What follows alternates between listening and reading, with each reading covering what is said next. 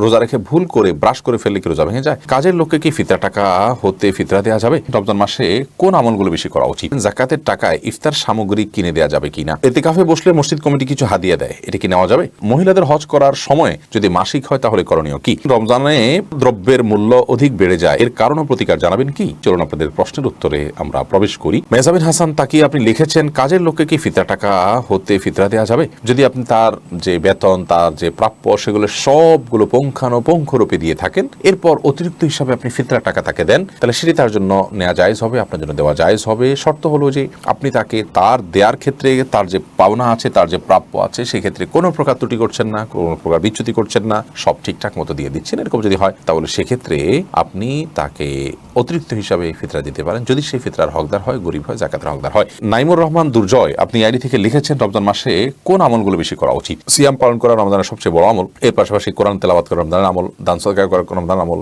এবং ওমরা করা এটা রমজানের আমল, মিসওয়াক করা রোজা রেখে সেটা রমজানের আমল, সাধারণ যে কোনো ভালো কাজ একটু বিশেষ গুরুত্বের সাথে করা রমজানের আমল, মিথ্যা, প্রতারণা এবং অসততা, অসাধুতা এগুলো পরিহার করা রমজানের আমল, ইফতার করা রমজানের আমল, সাহরি করা রমজানের আমল এবং অন্যকে ইফতার করানোটা রমজানের আমল। এরকম রমজানের প্রায় 20টি স্পেশাল আমল আছে, সেটা নিয়ে আমরা ইনশাআল্লাহ একটা ভিডিও উপহার দেব। নীলুফার পাপি আপনি লিখেছেন, জাকাতের টাকায় ইফতার সামগ্রী কিনে দেওয়া যাবে কিনা? জাকাতের টাকায় ইফতার সামগ্রী ওই ব্যক্তিকে আপনি কিনে দিতে পারেন যে ব্যক্তি আপনার কাছে ইফতার সামগ্রী চায়, যে হ্যাঁ আপনি আমাকে কিনে দেন, খাদ্যের অভাব আছে, অর্থাৎ যার মৌলিক খাদ্যের অভাব আছে, টাকা দিলে হয়তো সে নষ্ট করে ফেলবে বা ঠিক মতো কিনতে পারবে না, আপনি তাকে কিনে দিলেন, এটা জায়েজ আছে। কিন্তু যদি এমন হয় টাকা দিলে সে তার সুবিধা অনুযায়ী কিনতে পারবে, ইফতারের কোন আইটেম লাগবে, কোনটা লাগবে না, খাবারের কোন আইটেম লাগবে, কোনটা লাগবে না, এরকম যদি হয় তাহলে তাকে অবশ্যই নগদ টাকা দিতে হবে। কারণ গরিবের জন্য অধিকতর উপযোগী হয় যে জিনিসটা দিলে সেটাই দিতে হবে জাকাত হিসাবে। তাকে ক্যাশ টাকা দিলে যদি তার জন্য সেটা ভালো হয় তাহলে সেটাই দিতে হবে, তার সুবিধা অনুযায়ী সে কিনবে। আপনি হয়তো ইফতারের কিছু আইটেম কিনে দিচ্ছেন যেগুলো না কিনে তার অন্য আইটেম কেনার ইচ্ছা আছে, তখন সেক্ষেত্রে তার সে পূরণ নাও, চাহিদা পূরণ নাও হতে পারে, এই জন্য তাকে ক্যাশ টাকা দেবেন, এটাই উত্তম এবং সেটাই আপনার কর্তব্য।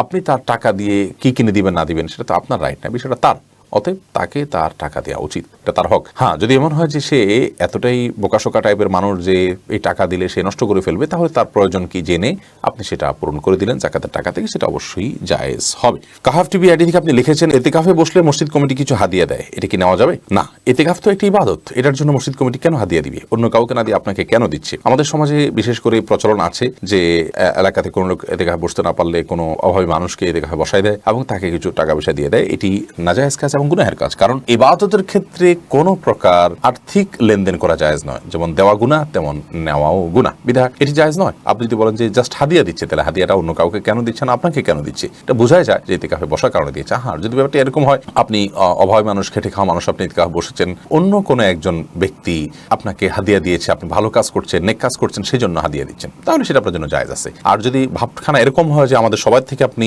ইতিকাফ বসেছেন, আমরা বসতে পারলাম না, ফিকহে হানাফি অনুযায়ী কেউ যদি ইতিকাফ না বসে তাহলে পুরো এলাকাবাসী গুনাহগার হবে, সে দায় থেকে আপনি মুক্ত করেছেন, সেজন্য আপনাকে আমি দিয়েছি, একরকম ভাড়ায় বসানোর মতো, সেটা কিন্তু নাজায়েজ এবং গুনাহের কথা। আর যেটা বললাম যে আপনাকে ভালোবেসে, আপনার ভালো মানসিকতা দেখে অন্য কোনো ব্যক্তি আপনাকে দিলেন, তিনি দিবেন এরকম পরিকল্পনাও ছিল না, আপনি পাবেন তা আপনি জানতেনও না, এবং এটা পারিশ্রমিক হিসাবে এটাকে ট্রিট করার, গণ্য করার কোনো সুযোগও নেই, এরকম যদি হয়, নিছক এবং নিরেটি যদি পিওর হাদিয়া হয়, তাহলে সেটা জায়েজ আছে। জহিরুল ইসলাম আপনি লিখেছেন, মহিলাদের হজ করার সময় যদি মাসিক হয় তাহলে করণীয় কি? হজের সময় যদি মাসিক হয়ে যায় তাহলে তিনি তওয়াফে জিয়ারত করতে পারবেন না, অন্যান্য কাজগুলো সব করবেন, তওয়াফে জিয়ারত তিনি করবেন না, তওয়াফ করবেন না, ফরজ তওয়াফ যেটা সেটা তিনি করবেন না। তো এই ফরজ তওয়াফ যেটা তওয়াফে ইফাজা হোক, তওয়াফে জিয়ারত হোক, যে কোনো তওয়াফ হোক, তওয়াফ করতে পারবেন না। তো ধরুন কেউ হজের ইহরাম বেঁধেছেন, তাহলে সেক্ষেত্রে অপেক্ষা করবেন এবং তিনি যখন সুস্থ হবেন হারামে থেকে, তারপর তিনি তওয়াফে ইফাজা করবেন, তওয়াফে ইফাজা করার সুযোগ থাকলে সেটা তিনি করবেন। আর যদি ব্যাপারটা এরকম হয় যে না, তার আর কোনো সুযোগ নেই, তাহলে সেক্ষেত্রে তিনি হজটা পরবর্তীতে করবেন।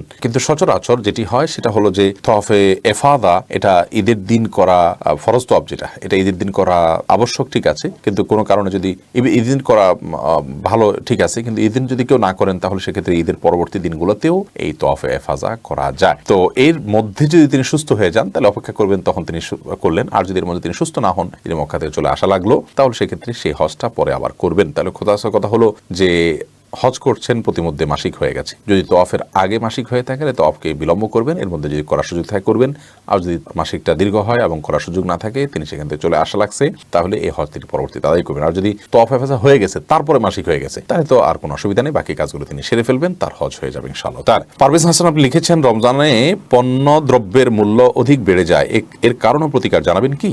ভাই পারভেজ হাসান, এর কারণটি একেবারে পরিষ্কার। আমাদের সমাজে ভোগবাদ এবং বস্তুবাদ আমাদেরকে এইভাবে ঝেঁকে বসেছে আমাদের উপর যে আমরা সবাই কিভাবে ভোগ করব সেটার জন্য আমরা সবাই মরিয়া। আমাদের রাষ্ট্রযন্ত্র থেকে নিয়ে রাষ্ট্রের প্রতিটি সেক্টর আমাদেরকে ভোগবাদী হওয়া, আমাদেরকে প্রত্যেকে যার যার তথাকথিত ক্যারিয়ার গড়া এবং যার যার আখের গোছানোর যে শিক্ষা দীক্ষা সেটা দিয়ে থাকে। ত্যাগের যে মহিমা, ত্যাগের যে শিক্ষা, সেটা শুধুমাত্র ধর্মগুলো দিয়ে থাকে। ইসলাম তো বটেই, এমনকি মানুষের বানানো মানবরচিত যে সমস্ত ধর্মগুলো আছে সেগুলো মানুষকে কিন্তু ত্যাগের বিষয়টা শিক্ষা দেয়। এই মূল্যবোধ আজ আমাদের সমাজ থেকে হারিয়ে যাচ্ছে। শিক্ষা প্রতিষ্ঠানগুলোতে ধর্মশিক্ষার গুরুত্ব হারিয়ে যাচ্ছে, কমিয়ে ফেলা হচ্ছে, ধর্মশিক্ষাকে একেবারে গুরুত্বহীন করে ফেলা হচ্ছে, বাদ দিয়ে দেওয়া হচ্ছে, এবং আমাদের ব্যক্তি জীবন, পারিবারিক জীবনেও ধর্মশিক্ষা, নীতিশিক্ষা, মোরালিটি, মূল্যবোধের যে বিষয়গুলো আছে সেগুলোর গুরুত্ব একেবারে হারিয়ে যাচ্ছে আমাদের জীবন থেকে। আমরা সেগুলোকে একেবারেই অগুরুত্বপূর্ণ বিষয় মনে করছি। এর ফলশ্রুতিতে যা হচ্ছে তা হলো আমরা সবাই কে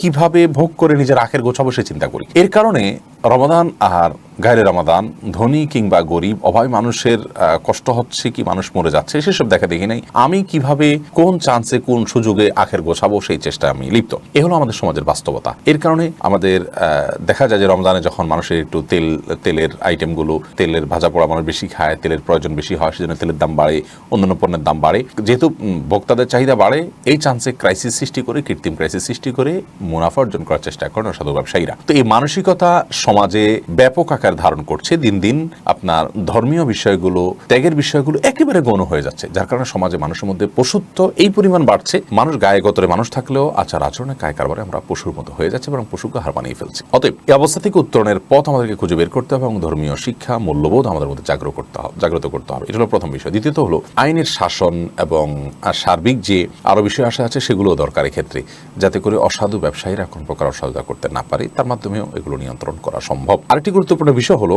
রমাদান এলে বা বিভিন্ন যে সুযোগ আসে যখন অধিক মুনাফা অর্জন করা যায়, এই মুনাফা অর্জনের যে মানসিকতা আমাদের মধ্যে আছে, আমরা ত্যাগ করার মধ্যে যে স্বাদ আছে, তৃপ্তি আছে, এটা বেশিরভাগ মানুষ আমরা চাই না। অতএব সেই ত্যাগের যে মহিমা সেটা প্রচার করতে হবে, সেটাকে প্রতিষ্ঠা করতে হবে, আইনের শাসনকে বাড়াতে হবে। তাহলে ইনশাআল্লাহ বিইذনিল্লাহ এই পরিস্থিতি থেকে উত্তরণের পথ আমরা খুঁজে পাবো। আল্লাহ তাআলা আমাদের ব্যবসায়ীদেরকে রমাদান উপলক্ষে আরো বেশি বরং ছাড় দেওয়ার মানসিকতা লালন করার তৌফিক দান করুন। কার জন্য সমস্ত উপার্জন? সন্তানের জন্য, পরিবারের জন্য। তারা কেউ আমার এই অবৈধ উপার্জনের দায় নিবে না যে আমি পণ্যের দাম বাড়িয়ে কৃত্রিম ক্রাইসিস সৃষ্টি করে উপার্জন করছি, এটা সম্পূর্ণ হারাম। এইটির একটা বড় কারণ হলো যে আমরা অনেকে ইসলাম বলতে বুঝি হলো ইবাদত সর্বস্ব কিছু বিষয় আসকে। আমাদের ব্যবসা বাণিজ্যের ক্ষেত্রে যে আমরা অসহায়তা অবলম্বন করি, আমরা যদি মানুষের অধিকার নষ্ট করি, আমরা যদি ভোক্তার অধিকার নষ্ট করি, আমরা যদি কৃত্রিম ক্রাইসিস সৃষ্টি করি, তাহলে সেক্ষেত্রে এগুলোর কারণে আমার উপার্জন হারাম হবে, এগুলোর কারণে আমি গুনাহগার হব। এগুলো না করাটাও একটা ইবাদত, সেটি আমরা অনেকে চাই না। অতএব ইবাদতের কনসেপ্টটা সঠিকভাবে আমাদের সমাজে প্রচার করতে হবে এবং ধর্মীয়